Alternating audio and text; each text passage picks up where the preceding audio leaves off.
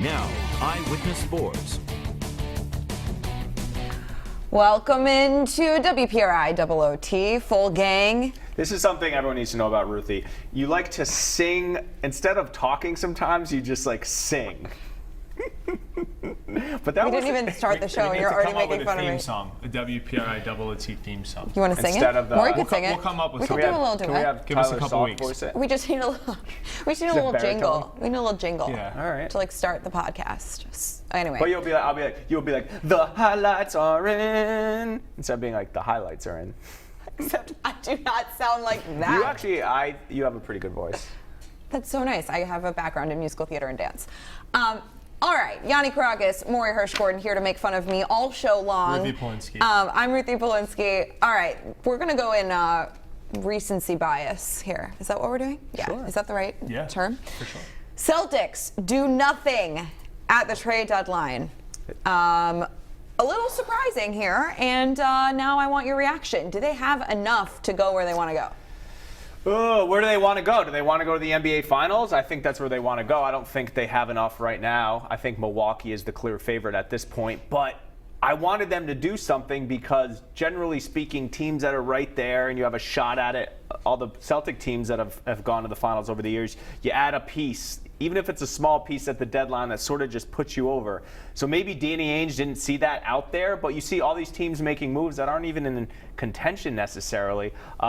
You see like a team like the Clippers that wants to get to the Finals. They get Marcus Morris, Isaiah Thomas, two former Celtics. Just like a little piece that puts you over. Maybe the deal wasn't right for Ainge and maybe he likes his team enough. But if the East is pretty open besides Milwaukee, we see Philly struggling. Toronto is playing pretty well. I would have liked something there. So I think it's a bit of a letdown. And the Heat, who are chasing in the East, make a The bunch Heat of moves. seemingly are going all in, yeah. Pat Riley's never wanted to tank, even Playing chess. before Jimmy Butler got there. Yeah. I think it's tough. I think the way you kind of play devil's advocate in this situation is the final five guys on the court, the final 5 minutes of a big game. Maybe that piece wasn't out there to trade for him that he'll be on the court, but that doesn't mean you can't trade for a sixth, a seventh, or an eighth player that can help your team.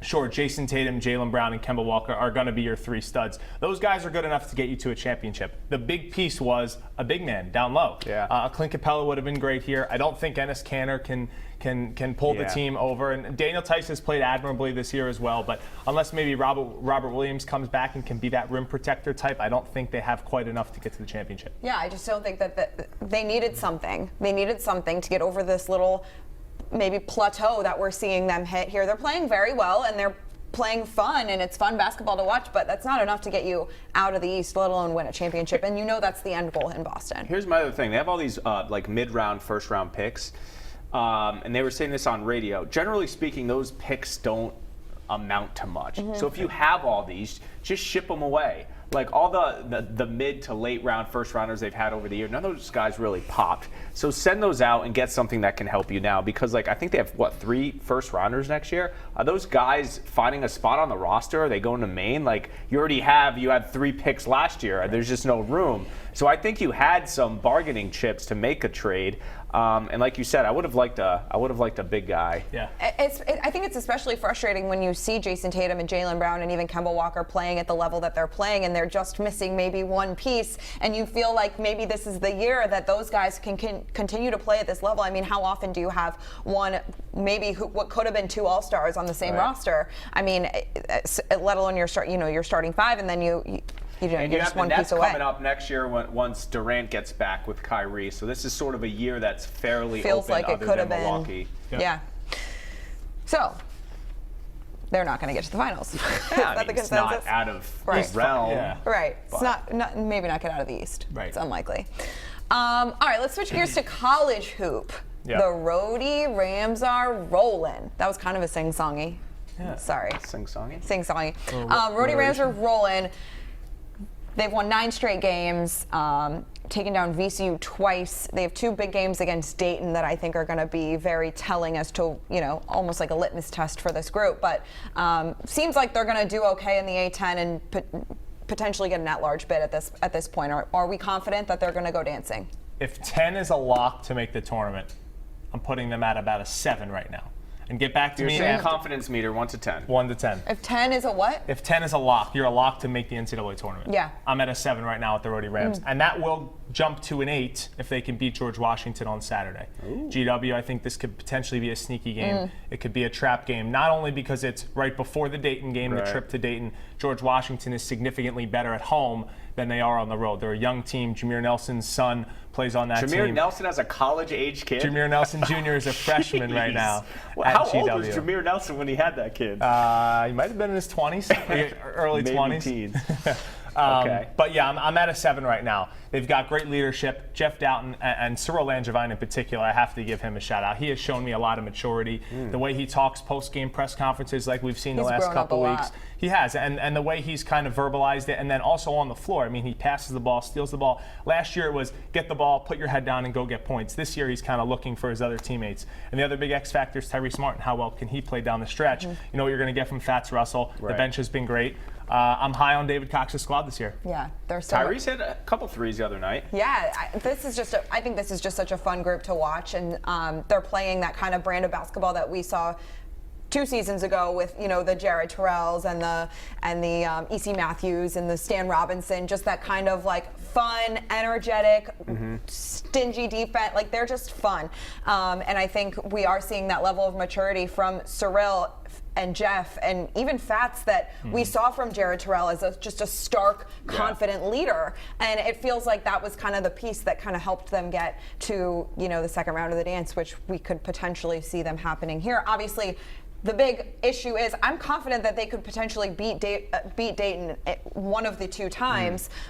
However, you got to take care of the George Washingtons, and you have to take care of the games that, you know, the UMasses and the games that you need to win. That's my biggest concern, is that they slip up in a trap game like a GW or UMass. I think they win one of the 2 Dayton games, and as you said, that's going to be telling. They're 6th in the nation. They have a top 5 pick in Obi Toppin, and it's if they win one of those 2 and they don't have any bad losses, and they're going to play Friday the A-10 tournament. If they win a game or 2, I think they're good. They're not even in the, according to Lenardi, they're not even last 4 in, I'm sorry. They're like last by or whatever, however he terms it. Yeah. So there's like 3 or 4 teams below them right now in the pecking order. And I think the way David Cox has been coaching and the leadership these guys are showing, it doesn't seem like they're going to slip up. They're not really taking anyone for granted, but you just never know. They're 18, 19, 20-year-old kids. They could lose to UMass the final game of the season. I mean, you just don't know. Well, what I think, and I think you may have tweeted something about the UMass game where the Rams were never really, they were clearly the better team, but they were never really able to pull away comfortably, but they never let UMass get within, 2 possessions or whatever, which I think is really telling about a team's mental toughness to be able to say, all right, let's not let them go on too big of a run here, to be able to stay consistent and be able to fight through those, runs from your opponent. While I do believe that the team can split with Dayton and can pick the Friars off at least once, even if they don't beat Dayton, I think they're a lock before the A-10 tournament as long as they as long as they beat every team that they're capable of beating. That's St. Louis at home, which is tough. Yeah. UMass on the road, that's going to want them back in a rivalry game. At Davidson could be a tough one, as well as Saturday against George Washington. So Dayton both those games would be quad 1 wins. Everything else is quad what? 2 or 3. 2 or 3. That game, UMass would have been a quad 4. So like if they lose one of those and then you get the bad loss. Something big picture I just want to mention too before we get to PC is kudos to David Cox after first year on the job, after 2 years of the tournament. You probably have some Rhody fans being like, all right, that was a fun 2-year run, but we're not a tournament team. And to get back there just 1 year later, should they get there, showing the continuity you wanted from Hurley to Cox.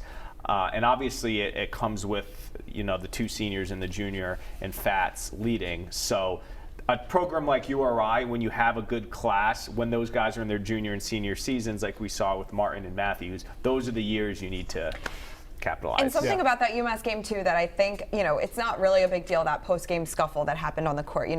People get heated, but you saw Shane Donaldson. I know that he was so funny because I have the great video of the scuffle, and I said, I'm like, Shane, you are so important to us. I would hate to embarrass you by putting this. And he's like, Ruthie, it was on national TV. Everyone saw it. I'm like, okay. So I had this great video of the scuffle, and I kind of even caught what instigated it, maybe perhaps, we'll leave that up to the viewer. Yep. But what I think why I brought this up is because you saw David Cox go to the defense of his players, and then you see his players come to his defense. And I think that really speaks to the relationship that he's built with his guys. And, Jeff Doughton said when Hurley left, I can't wait to play for Dave. Dave is my guy. Fats, we weren't really so sure if he was bought in. And now we're really seeing these guys rally around Cox and Cox rally around his guys, and the way that he talks about his team and the way that the team talks about him. And, that moment was surreal when he talked about his 1,000th career point after the game. He spoke so glowingly and passionately about his players, which you just really, it's unique. You don't get to see the relationship between the players and the coach so openly as I feel like we've been able to see this growth with URI and David Cox and his guys. It's a team that's scary. Ooh, mature, don't want to hungry. See them first round. Nope, not at all. Not at all. Okay, let's switch gears to the Friars. Big win, couple big wins here. Taking down Butler on the road, one of the toughest environments to play in college basketball at Hinkle Fieldhouse. And then you come home, a lot of pressure on your back to be able to get another win against a ranked opponent, and then you take down number 21 Creighton. The Big East is so wild this year. Anyone could be anyone on any given night. Buzzer beater last night? The buzzer beater. I mean, Villanova's lost what now? 3 straight? 2 in a row. 2 in a row. Yep. So it's just the Big East tournament is going to be wild. That's the other cool thing about the Big East is when you're always playing ranked teams, it's not like, oh, we got to get up for the Nova game because Nova just lost 2 in a row. Correct. Everyone's beating each other. Right. That's when a league is at its best, and it's when it's just like I think craziness. the Big East is thriving right now, and it's really it's fun, but. What are the chances? PC with some brutal pre-conference, non-conference losses, preseason, non-conference losses, and now they're getting some big conference wins. They so what are the how chances? Many in the net? They jumped up 20 spots in the last 2 wins. Crazy. So they're 45. They're 55. So they're 75 to 55. If you're in the top 50, you're on the bubble. So they're a win or 2 away from being right there. Some nerd that you retweeted, I don't know, he yes, not check mark guy, but it's bracketologist. Yes. He was saying that a team has never not made the tournament. That's a double negative. You always make the tournament when you have X amount of quad 1 wins. Correct. That PC and a winning record in a the Big record. East. Correct. The issue is PC has such a unique resume because of all their bad losses. But if you said a week ago that we'd even be having this conversation about them being on the bubble, you'd say you're crazy. But 2 wins over ranked teams. Kevin McNamara, the Providence Journal, says at minimum 11 wins in the Big East, so 11-7. Right now they're 6-4. 6-4. Yep.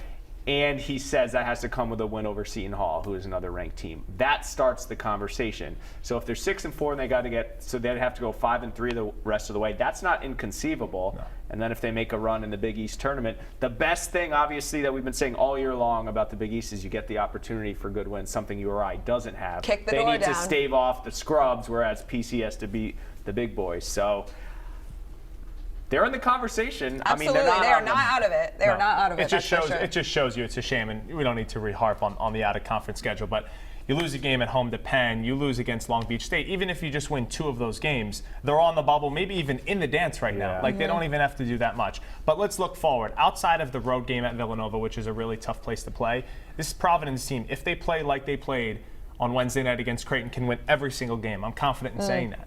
If they score points, they defend at such a high level. Yeah. They're one of the best defensive teams in the country. Ed Cooley has even said it himself. Hey, if I'm other teams, I'm going to be scared if Providence starts making shots a couple weeks ago. And now they have. Now they've beaten Butler. Now they've beaten Creighton. And they have a chance to be, if they finish 3rd in the Big East with a win against Seton Hall, I think they've got a real good chance to make the tournament. And it was weird seeing them hit shots last night. I used one of those GIFs, sorry to interrupt, of just That was the AJ Reeves that everyone's been hoping and praying they're seeing, and then to have Alpha Diallo kind of get out of that funk, it's just huge. It's huge, and when AJ shots are falling and Alpha's shots are falling, Malik's shots start falling. Everyone, David Duke, they're all contributing, and that's when this team is so fun to watch, and they could beat anyone in the Big East. The fact that Ed said it was going to be their hardest practice of the year after 2 big wins just means the level of desperation is raised. And, wear a helmet. And PC got to wear a helmet and shoulder pads. Yeah.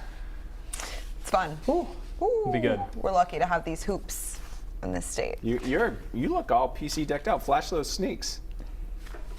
High top Nikes. You always make me flash the sneaks. I think it's appropriate that shoes are, I have dress shoes on, so does Maury. Right. Remember when Dondero used to wear like Snow boots? Snow boots. With like a suit. Yeah, well, I think you said, I walked in today, he goes, wow, Ruth, cash. I'm like, well, if I put heels on, it's a different story, but like, I wasn't saying I look. didn't like your outfit. I was just saying it was casual. I know. I actually like it. Oh, thank you. Yeah, it's actually You well anchor coordinated. in sneakers a lot. Sometimes I do. I love a good sneak. Yeah, love a good good sneak life. Someone I think we were in a similar tweet, so I was getting replies to you. It must have been the basketball high school kid. Someone's like, shoe game always on point. Because you were can I rocking say? your red Nikes. The red Nike Air Max. Wow. Compliments on the shoe game. It's awesome. Okay, let's talk about something negative. Is this the last one? Sox? The Sox. Mookie and Price are gone. Still no manager. What's going on? Do you like my Twitter poll yesterday? 54% say it's a dumpster fire, 38% say not great, and only 15% say it's How many fine. votes did you get? It was like 150. Damn, not bad. It's not. It's a good amount of people to gauge. Of your following. If 10 people respond, that's not. Sure. No, I mean of your following too. It's like all exit Sox polls. fans. Yeah. Exit polls. Yeah. What's going on? All right, so to go back, I mean, the trade we don't have to dive into. No. What? Chaim Bloom was in a difficult situation, right? Yeah. Absolutely. They had to get rid of Mookie. He wasn't going to stay. They didn't want to pay him the money. They wanted to get David Price. So I think this is probably as good as it gets for them as a trade. Although this prospect, this large human being who apparently gained 40 pounds, Gooderall, how do we pronounce it? I think that's how you pronounce it. Right now, this is still in limbo because of he's got shoulder issues. So maybe they didn't do enough homework on this. That's what it feels. I think you just hit the nail on the head. So you're just like, all right, we're losing an MVP, and this scrub coming here is not even healthy. Someone was calling him a Pablo Sandoval type pitcher, and we remember the issues with him when he was here. So the trade, the trade, it is what it is.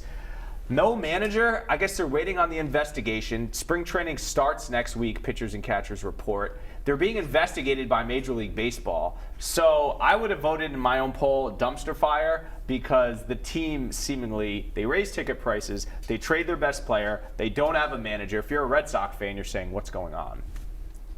What's going on? On the screen. Good job. Spring training is the most crucial time for any manager to put his fingerprints on a team. Yeah. Because baseball, you're playing every single day. And the days that you're not, you're off. And the guys are at home. Basketball, you've got time in between games. Football, you have a week to prepare. And hockey, you have time to prepare. So baseball, once the season starts, just go out and play. Yeah. Pitcher's going to pitch. Guys are going to have to hit. It's so crucial to have a manager at this point in the season. It's just mind-boggling right now that I guess if they're waiting for the investigation to wrap up, but man, oh man, you've got to have somebody in place by the time they report. Who's hitting the fungos to the second baseman? Yeah, Pedroia. And it's already going to be an adjustment because Alex Cora was beloved by his players. For sure. So if they bring in someone who's not been in the system and who's a different personality, that's going to take some adjustment. What do you think the players are? So I just saw this on social media, but MLB Network, I guess, was airing a tweet from a Red Sox fan that said, make Griffin Holt the manager. Brock Holt's cute kid. Yeah. And so Brock Holt had a video of them watching MLB Network, and Griffey's right there. And he's like, funny. you gotta watch the video. It's so cute. That's great. And Griffey Holt is sitting there like, yeah, what is Brock Holt thinking? They should sign Brock Holt. They should sign Brock Holt. He's just out there. Yes. Verdugo's going to play. He's going to be one of their outfilders. Yeah. The funny thing is their lineup's going to be good. And something I heard this the other day, I had no idea. They scored more runs last year than in 18. Yeah. Just the pitching was so bad. I think they need to get an arm. We don't know what we're going to add of Chris Sale. Eddie Rodriguez had a good year last year. And then Evaldi, he was hurt last year. So Wild that's card. 3. Who else is on their pitching staff? Darwin's in, Hernandez. And Martin Perez. Who is that? One of the guys they signed in the during the winter. So, what is going on? I actually think this team's going to be pretty good. I know we're a ways away from I think they'll be from season compete for a prediction wild card. time, and we got to kind of see what spring training is. But I think they can win 85 to 90 games if the offense comes through. And pitching the way that Tampa Bay worked out the last couple years with Chaim Bloom kind of overseeing some of that, some of their structure. I think that if you can patch up, If they do a starter, I hate that opener. I'm sorry. I agree. And I consider myself a baseball purist, and I hate You it go to a because I Red want Sox game. I want hey, a starter to be. Hey, who's going to pitch today? Yeah. Oh, this guy for 7 one of inning. the 11 guys are going to pitch today. Yeah. Did you read Dan Shaughnessy's column about No. Red Sox being Tampa Bay saw North? it. He's like Tropicana North. And That's it was, funny. It was, Well, it was that's facetious, the other but- thing. Like, okay, they can win 80, 85 games, but is that going to be good enough in their division? No, Right. they're not going to win Right. the division. The Yankees are going to run away with it, but they could compete for a wild card. It's so crucial to be good in April. I mean, you got Last year, the let's see NFL what draft coming up. Bruins, Celtics are both going to be in the playoffs and make long runs. If all of that ends and it's like mid-June and the Sox are bad, I think their you're going to be ratings are talking going to be NBA Summer League. Here's the other thing. People are like, oh, I'm not going to watch the Red Sox. I'm not going to go. If someone offers you a ticket to a Red Sox game, you go because of the experience. You're going to drink a beer, eat a hot dog, not because they're like, I mean, it's more fun when they're in the race. So I think people Listen. are still going to go to the games. Sure. But like the ratings, people have so much stuff to do in 2020 on their phone, on their tablets, that why would they watch a Red Sox game if they're not competitive in July or August? Right. So Yeah. All I'm saying, there are a lot of cities that have bad baseball teams that are still selling out their, they're still selling out their home games. But Boston is so not accustomed to that, and the city just doesn't really cater for teams to suck. Well, also baseball. The Red Sox have a couple challenges. One, their fan base is literally like baseball fans are older. The demographics They're dying. are older, right? I mean, I think I saw a stat. The average viewer for Nets and Red Sox games like in his 50s, his or Yeah. her 50s. Two is that I lost my train of thought. Oh, I think there's sort of. I think the media in general is sort of off baseball. Like baseball has become such a regional sport that like on ESPN you don't see any baseball being talked. Right. Locally you do if there's a story, but it's not like the Patriots where 365 are talking about them. Right. So We're not if they're today. not good and there's not buzz and there's no conversation, I think they're gonna take a pretty big PR hit. Yep. To prove your point, should we talk about Tom Brady for a second? Yeah, It's did not you a add that question. thing? No, it's So not a what's question. new with Tom? What's new with He Tom? did an AMA on his Instagram page. Did you see that? I did not. He did like a Sorta Q&A. creepy. Really? Yeah. With who? His followers? Just a random, Yeah. just random question. And so he was doing all these things wanted to like, get what do you do to recover? What do you do to this? I'm like, everyone is sending in, where are you playing next year? So then I'm like, is he really not going to address Right. this? Like, that's so awkward. And then he does address it, and it was like, where are you playing next year? And he goes, and then it's like ends. I'm like, come on, Tom. Here's like, why- he's playing the game. Like, Here's why I hated it. There's no chance people were asking him specific TB12 questions, and those are it the was only like ones his he trainers answered. probably Right. throwing him in. Hey, what is your best way to recover? What's the best? I mean, course. there was like, what's your favorite cheat meal? I guess, but like a normal fan would be like, tell me like the craziest like plane ride home after a big win. Who's the best player? You know what I mean? Those Yeah. aren't normal fan questions. No. Hey Tom, wondering what's the best way to recover after What's a your tough favorite workout? snack? TB12, plant-based protein powder. Yeah, I'm like, there was a what are little you doing, staged bro? for my liking. Very staged. It was very staged. And it was who's, like, not his the worst- personality. Who's the worst? I mean, not that he's going to answer those things, but like, give me some interesting. If you're really Yeah, doing is it, ask Gronk me gonna anything. play next year? Like, are you Yeah. guys? Yeah, like I don't know. He's coming back. Gronk. Brady, No, I Brady. feel better. Oh, yeah. I feel better now than I did last week. I do too. I felt the same. You felt the same all along. Yeah, Well, I preached it on the New yeah, England we've been Nation saying the desk. same I thing. preached it. We've been saying I mean, I'm I in haven't that really you stay in wavered. camp, but I don't feel great about it. I feel excellent. I feel excellent. feel excellent. How do you feel? I feel fine. I feel good. I don't have any reason. You know I mean, what's I gonna be just so felt like he's- Patriots? They're gonna announce. Let's say he stays. They're gonna announce it in March, and then we won't hear from Bill or Casario until the pre-draft presser they do every year. And He's like, I'm just we'll gonna talk about ask, the it'll draft. just be all Tom questions, and he's not gonna answer He's it. like, I'm just gonna talk about the draft tonight.